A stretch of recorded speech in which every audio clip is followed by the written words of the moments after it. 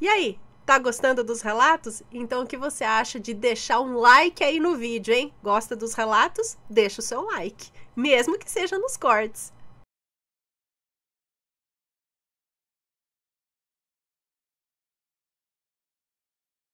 Vamos começar o relato de hoje, então. O primeiro é esse. A minha irmã, às vezes, dá medo. Eu, hein? O que será que acontece com a sua irmã? E, pessoal, é claro, não se esqueçam de deixar aquele like no vídeo. Se vocês já conhecem o canal, sabe como funciona, tudo mais, deixa o seu like, vai. Já dá o likezinho aí. Mas se não, pode assistir até o fim. Lá no fim você deixa o seu like, tá? Mas não esquece, ó, joinha. A minha irmã, às vezes, dá medo. Vamos lá. Olá, Ana, tudo bem? Tudo bem. Antes, gostaria de agradecê-la por contar o meu segundo relato. Infelizmente, não cheguei a tempo para assistir ao vivo. Peguei a live pela metade, mas aguardei terminar para voltar ao vídeo e assim poder assistir. Claro que ficou a dúvida, né, se o relato seria verídico ou não, pois como deixei claro que apenas ouvi aquela história quando criança. Para quem não sabe de qual relato que eu tô falando, é Vingança Reencarnada.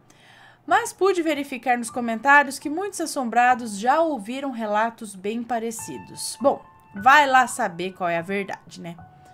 Dessa vez eu volto para contar alguns relatos que envolvem eu e a minha irmã. Serão 4 relatos, espero que sejam curtos, é que às vezes me empolgo demais.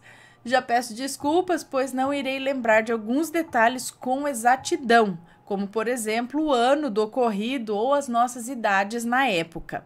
Porém, darei datas aproximadas do que eu me lembrar. Vou pedir permissão de criar um pseudônimo para apresentar meus relatos, o de hoje e outros que eu mandar para você, Ana. Vamos para os relatos. Fulano. Relato número 1. A primeira experiência sobrenatural da minha irmã. Eu me chamo Fulano, mas pode me chamar de Fulano.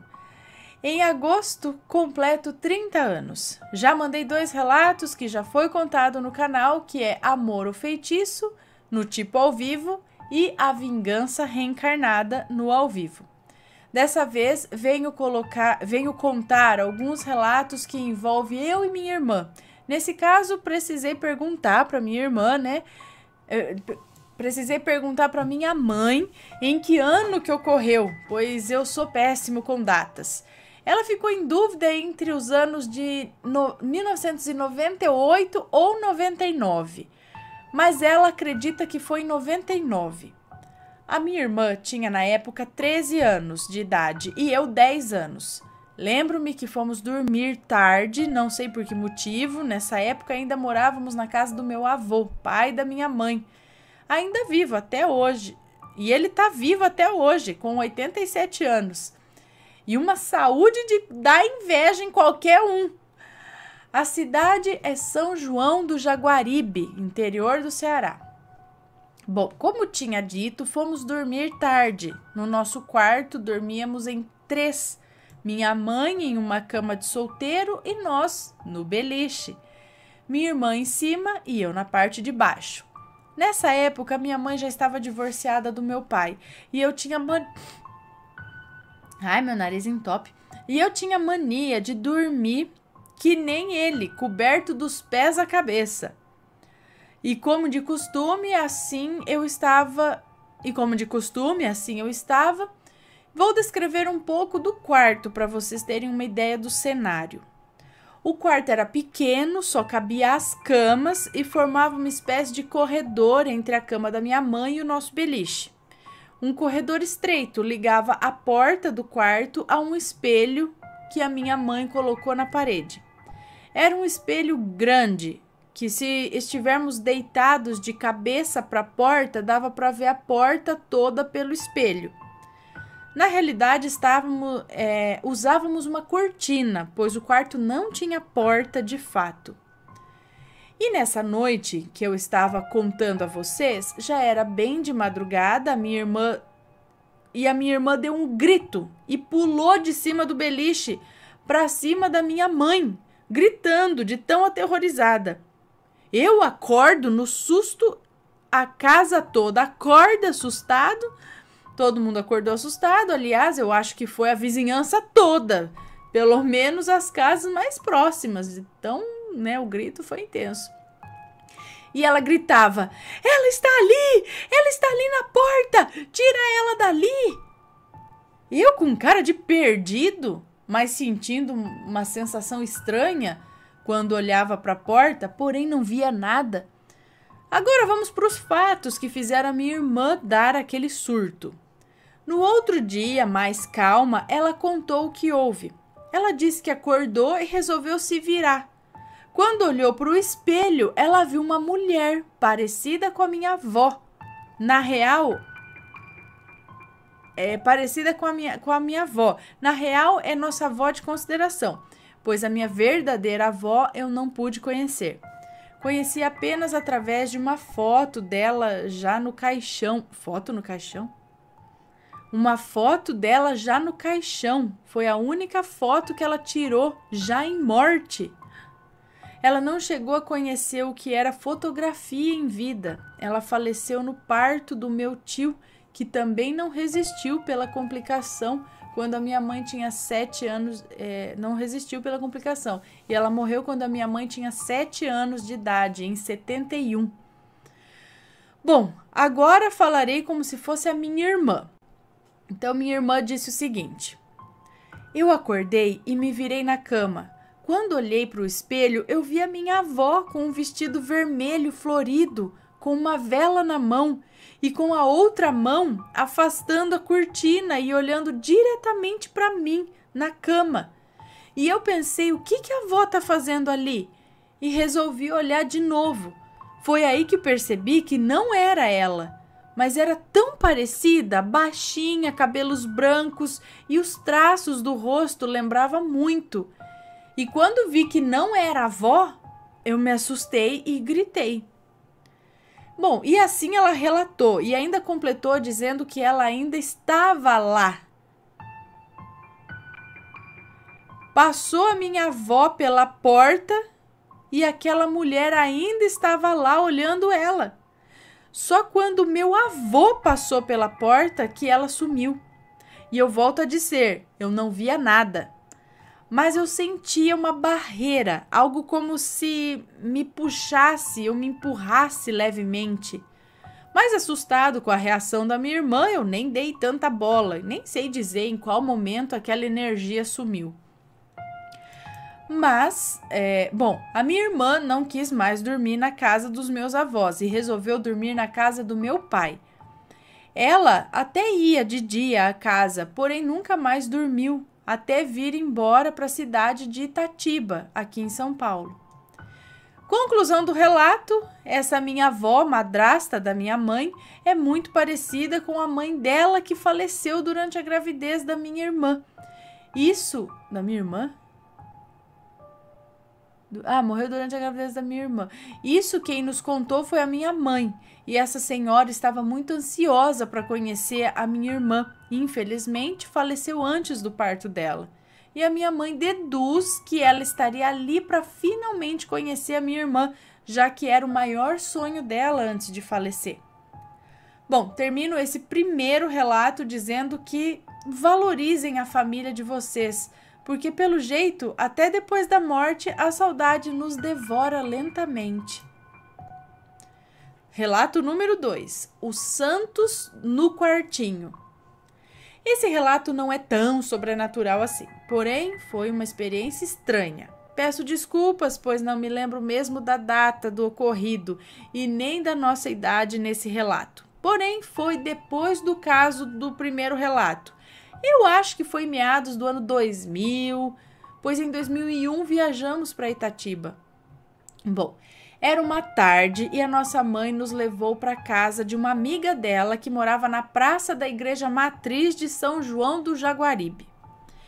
Eu e a minha irmã, explorando a casa, vimos um quarto com a porta um pouquinho aberta e com um pouco de luz saindo por ela e resolvemos entrar. Só que entramos tão rápido que o susto foi enorme.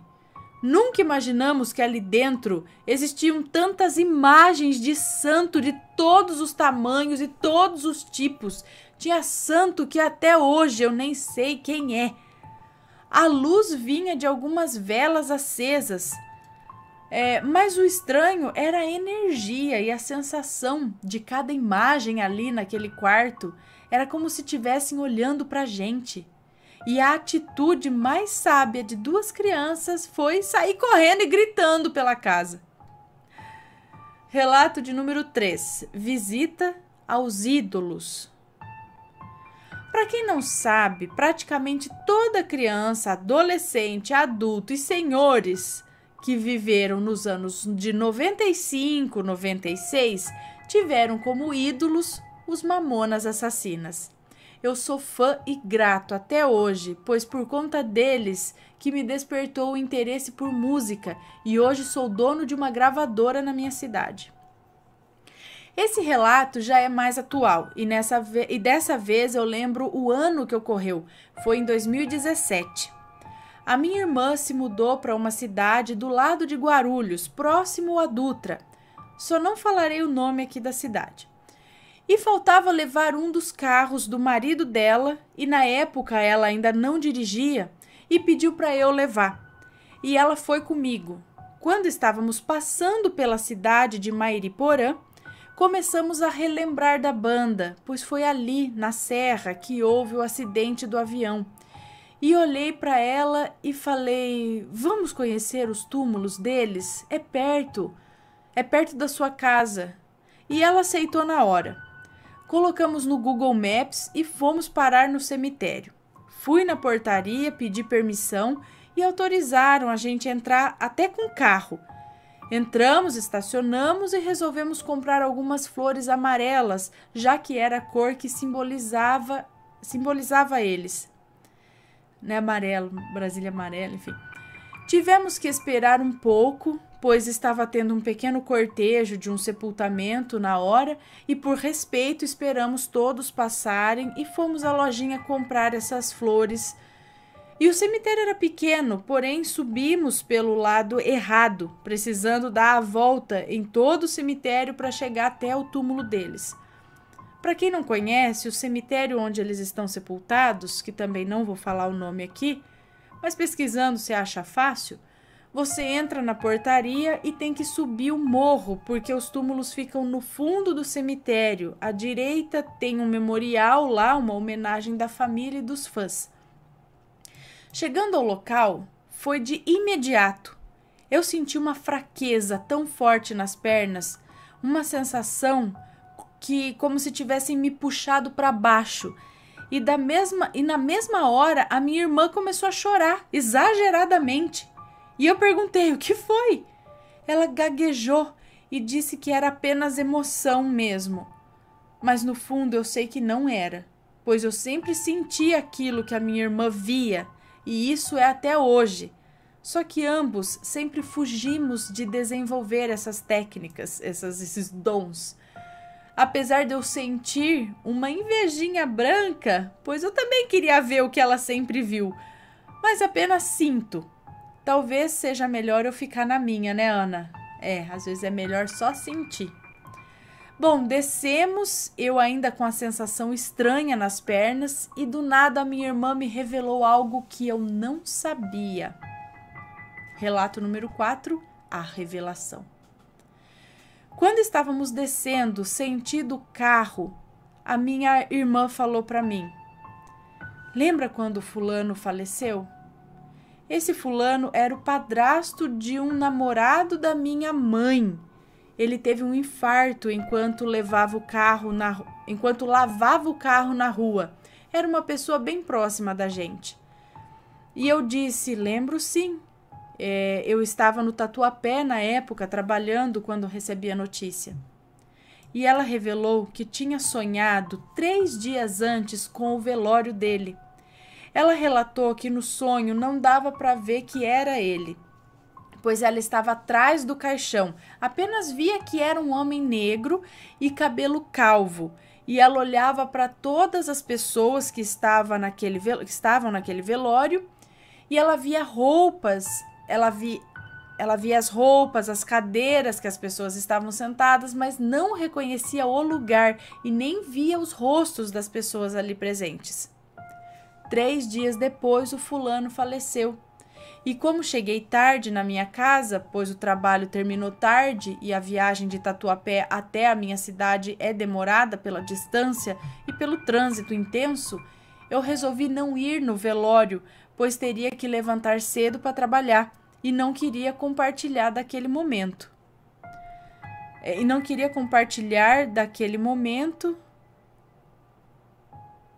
Lembranças dele vivo em fotos. Não queria compartilhar daquele momento. Lembranças dele vivo em fotos era o que importava.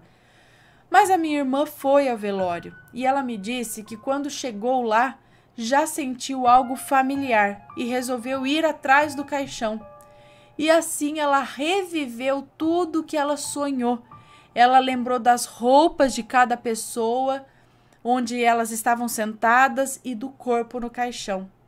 Mas ela nunca imaginou que aquele sonho seria uma premonição e que seria o corpo do fulano, o nosso conhecido, no caixão. Conclusão: minha irmã às vezes me dá medo. Ana, obrigado novamente pela paciência, pois toda vez que eu escrevo um relato, exagero nos detalhes e fica enorme aqui. Para mim já deu 4 páginas. Também peço desculpas outra vez pelos erros e espero que o relato esteja à altura dos assombrados. Está sim. Só gostaria de concluir dizendo que a cidade de Guarulhos deveria ser um pouco mais grata por tudo que a banda citada na história fez por aquela cidade. E não fez pouco. Fez ter o seu nome conhecido em todo o país. Obrigado e até o próximo relato. Sim, eles foram muito importantes. Um beijo para você, muito obrigada pelo seu relato. Pelo jeito os dois aí têm um dom, né? Uma vê um pouco mais e o outro um pouco menos, mas também sente as coisas, né? Não é fácil ter isso. Me conta, gostou do relato? Então o que você acha de deixar um comentário aqui embaixo, sempre com respeito, por favor. Além do like, é claro.